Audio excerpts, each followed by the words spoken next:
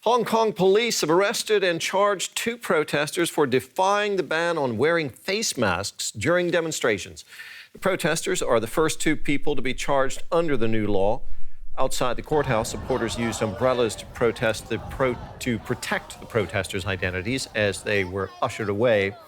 The ban on face masks has helped fuel days of protests in Hong Kong. Tens of thousands of pro-democracy protesters continued to defy a ban on face masks on Sunday. Carrie Lam, Hong Kong's chief executive, had introduced the ban under colonial-era state of emergency powers to try to end months of unrest. Pro-democracy lawmakers again went to the High Court on Sunday morning seeking an injunction against the ban. They argued the emergency powers bypass the legislature and contravene the city's constitution. Today is about authoritarianism versus the rule of law. I would say this is one of the most important constitutional cases in the history of Hong Kong. But a senior judge dismissed their case. That only increased the defiance of Hong Kong residents. Large crowds marched through torrential rain in unsanctioned rallies. Carrie Lam is trying to use the ban to keep us from coming out. She's suppressing our right to express ourselves. This will only push us further.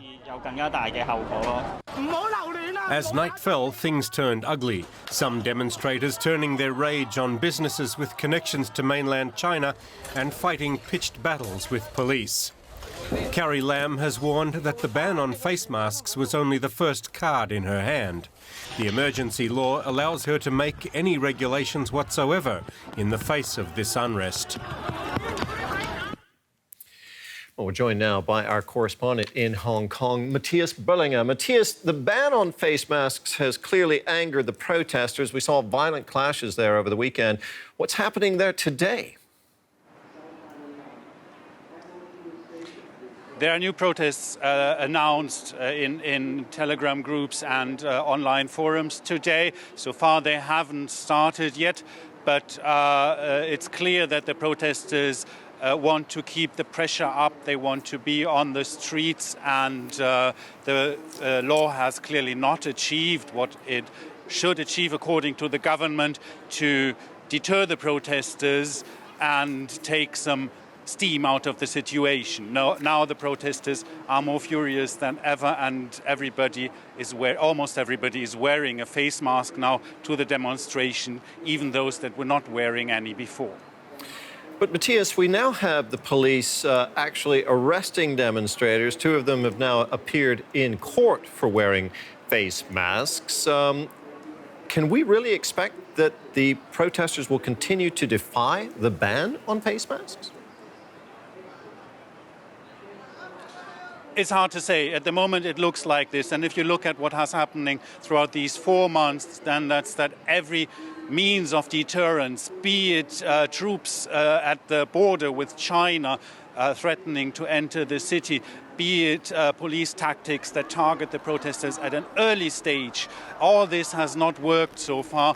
The people are not deterred, and that might be because many protesters fear that if they stop to protest, a much worse clampdown on the city will happen and Beijing will take its revenge. So far, of course, the things are very volatile and can take other turns, but at the moment it doesn't look like this is going to deter the protesters. They were not deterred by long terms for rioting. People were charged with offences that carry up to 10 years in prison. So 1 year in prison for wearing a mask will probably not do the job either. I understand public transport in Hong Kong has been severely disrupted, Mathias. How is that impacting daily life there? Yeah, you can see here, this is one of the major MTR stations, one of the most busy MTR stations in Hong Kong. It has been vandalized for several days in a row. Half of the transport system is down today again, even more than half.